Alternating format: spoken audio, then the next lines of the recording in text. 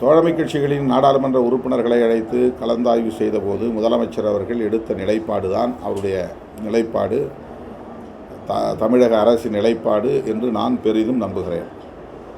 அதாவது தற்போதைக்கு நாடாளுமன்ற தொகுதி மறுவரையறை தேவையில்லை, 25 ஆண்டு காலத்திற்கு அதை தள்ளி வைக்க வேண்டும்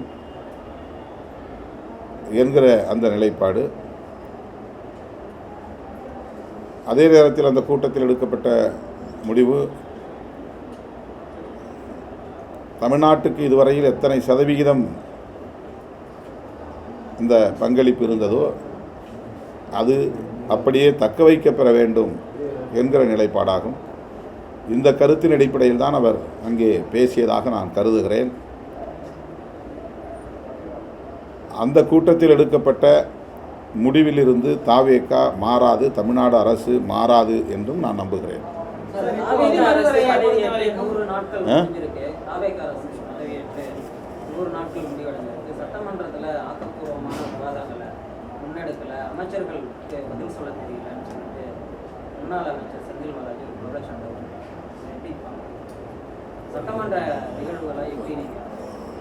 ஆட்சி நிர்வாகத்திற்கு முற்றிலும் புதியவர்கள் தாவேக கட்சியை சார்ந்தவர்கள். இந்த 100 நாட்களில்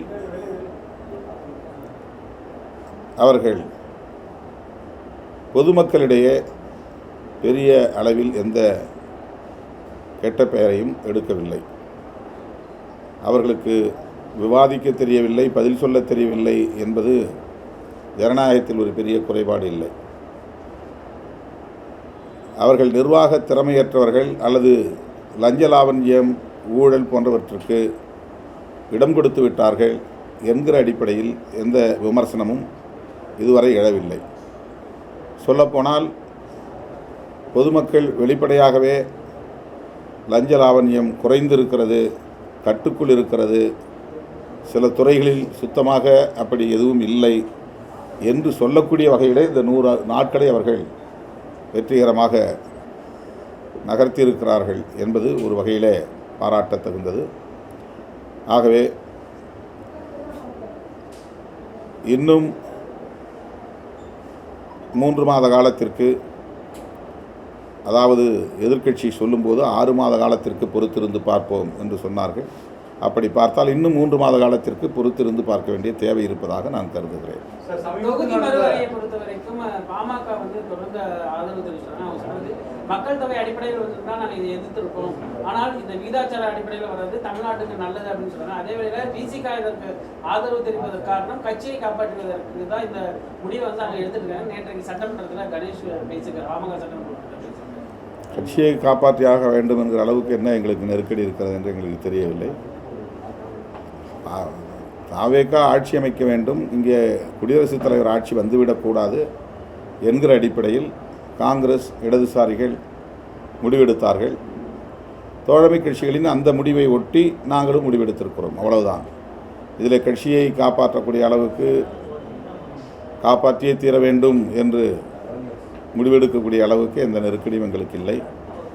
எங்களை பொறுத்தவரையில் தென்னிந்திய மாநிலங்கள் பாதிக்கப்படுகின்றன என்கிற அடிப்படையில் மட்டுமல்ல, ஒட்டுமொத்தத்தில் ஜனநாயகமே கேலிக்கூத்தாகிவிடும். நாடாளுமன்ற உறுப்பினர்களின் எண்ணிக்கையை பெருக்கினால் மக்கள் பிரதிநிதிகள் அங்கே கருத்துக்களை முன்வைப்பதற்கு, விவாதிப்பதற்கு கூட வாய்ப்பில்லாமல் போய்விடும். அந்த பிரதிநிதித்துவம் நீர்த்து போகும் என்கிற அடிப்படையில் இந்த எண்ணிக்கையை அப்படியே நிலைப்படுத்த வேண்டும். அதற்கு மேல் எண்ணிக்கையை கூட்டுவதற்கு எந்த முயற்சியையும் மேற்கொள்ளக்கூடாது. அமெரிக்காவில் அப்படித்தான் அந்த எண்ணிக்கையை அவர்கள் நிலைப்படுத்தி இருக்கிறார்கள். சில மாநிலங்கள் மட்டுமே மாகாணங்கள் மட்டுமே இருந்த காலத்தில் என்ன எண்ணிக்கை இருந்ததோ அதே எண்ணிக்கை தான் இன்றைக்கு 50 மாகாணங்களாக பெருகியிருக்கிற நிலையிலும் அமெரிக்கா பின்பற்றி வருகிறது. ஆகவே மக்கள் தொகை பெருக்கத்தை பற்றி அவர்கள் கவலைப்படவில்லை. ஒரு அவையில் எவ்வளவு பேர் எண்ணிக்கை இருக்கலாம் என்பதை மட்டும்தான் கவனத்தில் கொள்கிறார்கள். ஒரு அவை எப்படி ஜனநாயகத்தை பிரதிபலிக்கும், பாதுகாக்கும், பின்பற்றும் என்கிற அடிப்படையில் தான் அந்த முடிவை மேற்கொள்ள வேண்டும் என்று விடுதலை சிறுத்தைகள் கட்சி வலியுறுத்துகிறோம். அதில் எல்லோருக்கும் சமமாக 50% எண்ணிக்கையை உயர்த்துவோம் என்பதும் ஏற்புடையதல்ல. நாடாளுமன்ற தொகுதிகளை மறுவரையறை செய்ய வேண்டிய அவசியமே இல்லை. எனவே அந்த டீலிமிட்டேஷன் என்பதே கூடாது என்பதுதான் விடுதலை சிறுத்தைகளின் கருத்து. பாஜகவினுடைய நிலைப்பாட்டுக்கு ஆதரவாக செயல்பட வேண்டும் என்கிற அடிப்படையில் கருத்து சொல்கிறது. அதற்காக எங்கள் மீது அவர்கள் விமர்சனம் வைப்பது ஏற்புடையதல்ல. பொதுக்கூட்டம் இல்லை, மாநாடு. உங்களுக்கு அது பொதுக்கூட்டமாக தெரியுதா?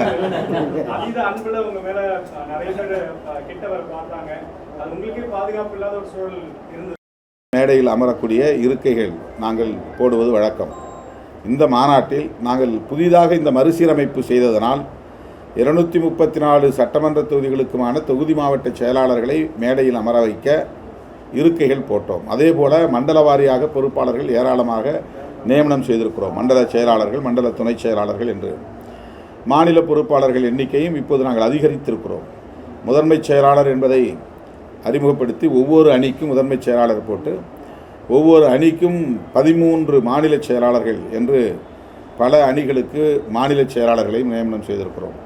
ஆகவே இந்த மாநில பொறுப்பாளர்கள், மண்டல பொறுப்பாளர்கள், தொகுதி மாவட்ட செயலாளர்கள் அனைவரும் ஒரே மேடையில் அமர வைத்து அவர்களை அறிமுகப்படுத்துவது என்கிற அடிப்படையில், அங்கீகரிப்பது என்கிற அடிப்படையில் இந்த விழாவை நடத்த வேண்டும் என்று நான் கருதி ஒரே மேடையில் அனைவருக்கும் நாற்காலிகளை போட்டோம். கிட்டத்தட்ட 160 அடி நீளம், 80 அடி அகலம் கொண்ட மேடை, 400 இருக்கைகளுக்கு மேலாக நாங்கள் போட வேண்டிய ஒரு முடிவை நாங்கள் எடுத்தோம். அப்போது பாஸ் அனுமதி அட்டை வழங்கியவர்கள் மட்டும் மேடைக்கு வர வேண்டும் என்ற நிலைப்பாட்டை எடுத்த நிலையில் அவர்களோடு கூடுதலாக ஆளுக்கு 2 பேர் 3 பேர் என்று மேடையிலே ஏறிவிட்டார்கள். அதை எங்களால் தடுக்க முடியாமல் போய்விட்டது. அதனால் மேடையில் பெரிய ஒரு திரள் நிற்கிற சூழல் ஏற்பட்டது. அது மட்டுமில்லாமல் வழக்கத்திற்கு மாறாக பெருந்திரள் அங்கே கூடிவிட்டது. ஒரே நேரத்தில் மழை பெய்யும் என்று கருதி வானிலை அறிக்கைகளை கண்டு நாங்கள் குறிப்பிட்ட நேரத்திற்குள் எல்லோரும் வர வேண்டும், 6 மணிக்குள் மாநாடு முடிந்துவிடும் என்று நான் ஏற்கனவே அறிவித்தேன். அந்த அறிவிப்பினால் சற்று பொறுமையாக வர வேண்டியவர்கள் அத்தனை பேரும் ஒரே நேரத்தில் வந்து குவிந்து விட்டார்கள். இதனால் அந்த நெரிசல் ஏற்பட்டது. எனவே கரூர் சம்பவம் போல் ஒரு சம்பவம் நடந்துவிடக்கூடாது என்று நான் 2 நிமிடங்களில் என்னுடைய உரையை முடித்து கொண்டேன். அவ்வளவுதான். இது எந்த வகையிலும் எமது இயக்க தோழர்களின் குறைபாடல்ல, அது நான் எடுத்த முடிவின் காரணமாக ஏற்பட்ட ஒரு விளைவு. அவ்வளவுதான்.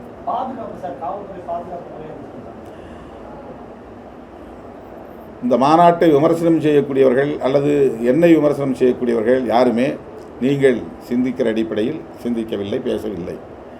காவல்துறை என்ன செய்தது, அந்த மேடையை சுற்றி எவ்வளவு பேர் காவல்துறையினர் நிறுத்தப்பட்டார்கள், மேடையில் ஏறக்கூடியவர்களை அவர்கள் கண்காணித்தார்களா இல்லையா, இந்த பாதுகாப்பு தொடர்பான ஏற்பாடுகளை செய்தார்களா இல்லையா, இது வழக்கமான ஒரு கேள்வி.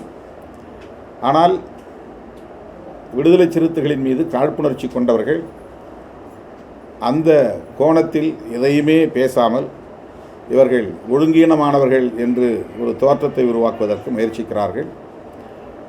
அதனால் எங்கள் வலிமையை அவர்கள் நீர்த்து போகச் செய்ய முடியாது. நாளுக்கு நாள் இந்த இயக்கம் வலிமை பெற்று வருகிறது. திரு விஜய் அவர்களின் வருகைக்கு பிறகு விடுதலை சிறுத்தைகள் கட்சி கரைந்து போய்விட்டது என்றெல்லாம் 3 மாத காலமாக சமூக ஊடக தளங்களில் அவதூறுகளை பரப்பியவர்களின் முகத்தில் கரியை பூசியிருக்கிறார்கள் சிறுத்தைகள். அதற்கான ஒரு மாநாடு தான் இந்த மாநாடு சான்றாக அமைந்திருக்கிறது. குறிப்பாக 30 வயதுக்கு உட்பட்ட இளம் தலைமுறையினர் 50% மேல் பங்கேற்றார்கள் என்கிற உண்மையும் அவர்களுக்கு கசக்கலாம். ஆனால் அதுதான் உண்மை.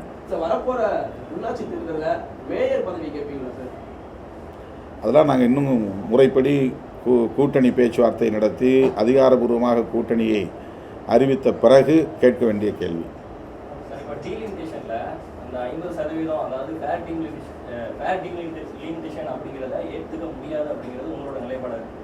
ஆனா திமுக சொல்றது நோ டீலிமிட்டேஷன் கிடையாது, பேரல் டீலிமிட்டேஷன் அப்படிலாம் சொல்றாங்கன்னா அப்போ அவங்க மத்திய பாஜக அரசோட கருத்தோட ஒத்து போறாங்கன்னு பார்க்கலாம். நாம் ஒரு யூகமாக ஒரு கேள்விக்கு யூகமாக ஒரு பதிலை சொல்ல முடியாது.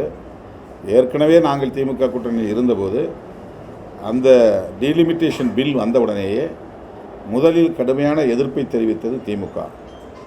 அதை ஒட்டி எல்லா எதிர்க்கட்சிகளும் நாங்கள் ஒருங்கிணைந்து மக்களவையிலும் மாநிலங்களவையிலும் பெரும் குரல் எடுத்து பேசினோம். அதன் விளைவாக அன்றைக்கு அது தோற்று போனது. ஆகவே எதிர்காலத்தில் என்ன முடிவை திமுக எடுக்கப் போகிறது என்பதை பொறுத்திருந்து தான் நாம் பார்க்க வேண்டும். எங்களை பொறுத்தவரையில் அந்த பில் வரணும். அந்த பில் என்ன சொல்லணும்னா, இந்த இருக்கிற இப்போ 545 43 543 அந்த 543 அப்படியே ஃப்ரீஸ் பண்ணணும். அந்த எண்ணிக்கை இனிமேல் எப்போதுமே கூடுதலாக அறிவிக்க மாட்டோம், மாற்ற மாட்டோம் என்று ஃப்ரீஸ் செய்ய வேண்டும், நிலைப்படுத்த வேண்டும். இதுதான் விடுதலை சிறுத்தைகள் கட்சியுடைய கருத்து. இந்த கருத்தை எல்லா கட்சிகளும் எதிர்க்கட்சிகளும் பேச வேண்டும். எண்ணிக்கையை பெருக்குவது எந்த வகையிலும் எந்த கோணத்திலும் நாட்டுக்கு நல்லதல்ல, ஜனநாயகத்திற்கு நல்லதல்ல. மக்களவையை கேலிக்கூத்தாகிவிடும். இப்போது இருக்கக்கூடிய உறுப்பினர்களுடைய எண்ணிக்கைக்கு உரிய பிரதிநிதித்துவம், அதாவது நாடாளுமன்றத்தில் பேசுவதற்கு வாய்ப்பே கொடுக்கப்படலை. இந்த சூழலில் உறுப்பினர்கள் எண்ணிக்கை அதிகரிக்கப்பட்டால் இன்னும் கூடுதல். அதனால தான் சொல்கிறோம், அதனால தான் விடுதலை சிறுத்தை கட்சி சார்பில் சொல்கிறோம். 2 உறுப்பினர்களை கொண்ட கட்சி, 1 உறுப்பினர்களை கொண்ட கட்சி பெரும்பாலான விவாதங்களில் பங்கேற்கவே முடிவதில்லை. ரொம்ப போராடித்தான் மணிக்கணக்கில் காத்திருந்து 2 நிமிடம் 3 நிமிடம் வாங்கி நாங்கள் பேசுகிறோம்.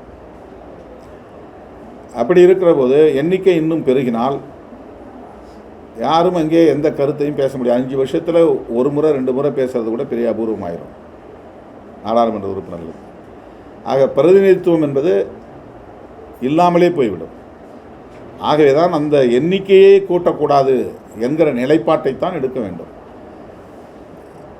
அது திமுகவாக இருந்தாலும் சரி, காங்கிரஸாக இருந்தாலும் சரி, எதிர்க்கட்சிகள் அனைத்தும் இந்த நிலைப்பாட்டை வலியுறுத்துவதன் மூலம்தான் இந்திய ஜனநாயகத்தை பாதுகாக்க முடியும் என்பது விடுதலை சிறுத்தைகளின் கருத்து.